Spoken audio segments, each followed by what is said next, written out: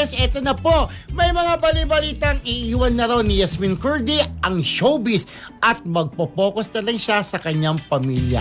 Halos 1 year nang mahigit kasing hindi napapanood sa TV o sa pelikula ang aktres. May chismis din na magne-negosyo na lang siya. Talbog. Oh, ayan na nga ang mga bali-balita, di ba? Kasi ang tagal na rin BFF na hindi napapanood ng ating kaibigan. Kaibigan natin yan si Yasmin Curdy sa pelikula man o sa TV. Kinunan ko ang kanyang pahayag. Yes. At eto ang Nag-chat sabi sa'yo, po. nag-chat ka. Oo, ang sabi Correct. po ni Yasmin, hello Kuya Rodel. Hindi po totoo yan. I love my job.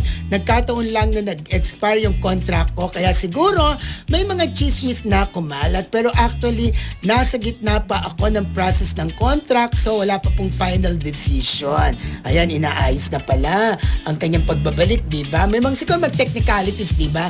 Lalo na sa kanyang kontrata sa isang network. Ayan, meron din po kasi akong option na tinatawag na auto-renewal, pero syempre, both parties still have to agree. Ayun. Talbog. Talbog. Eh kasi naman friendship eh. Kung ganyan na parang si Jenny Mercado, di ba hindi siya umalis sa kanyang network kasi nagkaroon din ng problema before. Pero ito nga, kapag ka ikaw natapos yung kontrata mo, ano pang aasahan? Hindi ka na mabibigyan ng project kasi tapos na. Pero sana ang gawin nila, yung iba kasi friendship BFF, guaranteed contract eh. So whether may project sila o wala, tuloy-tuloy ang bayad sa kanila. Oo, tama kasi si Jeneline Mercado, ang tagal din, di ba? Correct. Bago lumabas sa TV, syempre may mga technicalities sa kontrata na inayos muna.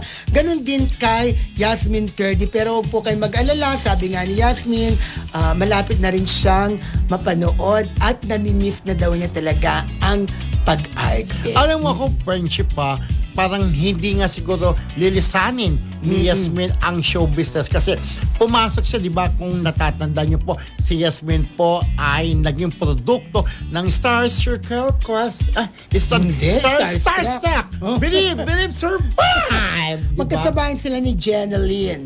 Actually, si Jenny ang title. Siya first princess. Siya first princess. Kumbaga, pinasok niya, sumali siya sa ganyang kompetisyon dahil nga po, gusto niya talagang mag-artista. Bata pa siya. That time, kung di ako nagkakamay, 16 years old pa lang si Yasmin. So, syempre, dyan na siya lumaki, dyan na siya nagdalaga, dyan niya na nakilala, kaya naging mister. Ang gwapong-gwapong si Ray. At ang bait-bait na isang piloto, di ba? Ang asawa ni Yasmin. Lumilipad-lipad din siya, di ba? Correct. Pilot. At habang naghihintay syempre si Yasmin, focus muna siya sa kanyang pamilya, lalong-lalo na sa dalawang anak niya. Yung isa maliit pa Dalawang anak niya, si Ayesha yung isa, di Oo, ba? yung isa, baby pa. Yep. So, maganda nga po, di ba, habang wala pang ginagawa.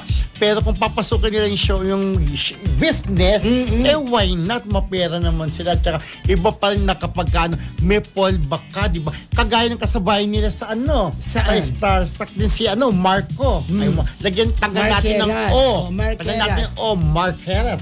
Pinasok na rin pagbebenta ng laman. Yung Karne.